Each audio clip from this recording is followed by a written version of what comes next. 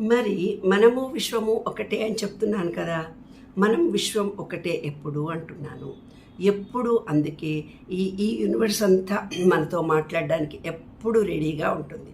మీరు సిద్ధంగా ఉంటే చాలు. చాలామందిలో వేరు మనుషులకు వేరు భావాలు ఉంటాయి కాబట్టి ఉన్న విశ్వం మాత్రం ఒక్కటే.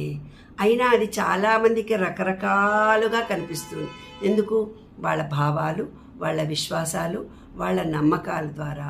ఒకటికి యేసుక్రీస్తు రూపంలో కనిపించు, ఒకటికి అల్లా రూపంలో కనిపించు, ఒకటి సాయిబాబా రూపంలో కనిపించు, ఒకళ్ళకి వెంకటేశ్వర స్వామి రూపంలో కనిపించు, ఒకళ్ళకి ప్రకృతి రూపంలో కనిపించవచ్చు, ఒకళ్ళకి ప్రేమ రూపంలో కనిపించవచ్చు, కొందరికి నీళ్ల రూపంలో కనిపించవచ్చు, కొందరికి శక్తి రూపంలో కనిపించవచ్చు, కొందరికి ప్రకృతి రూపంలో చెట్టు రూపంలో కనిపించు. వాళ్ళ పూర్వజన్మ సుకృతాలను అనుభవించి వాళ్లకు అలాగే కనిపిస్తూ పోతుంటుంది.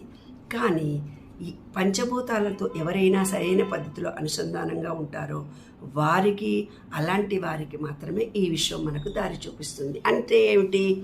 మనలో ఉండే పంచభూతాలు విశ్వంలో పంచభూతాలకి కనెక్షన్ కరెక్ట్గా ఉండి ఈ పాజిటివ్ ఎనర్జీ పాయింట్ అంతా యాక్టివ్గా ఉన్నప్పుడు జరుగుతుంది అని అర్థం. విశ్వంతో మనం కనెక్షన్ కలుస్తాం, లేకపోతే కనెక్షన్ కలవదు అని అర్థం.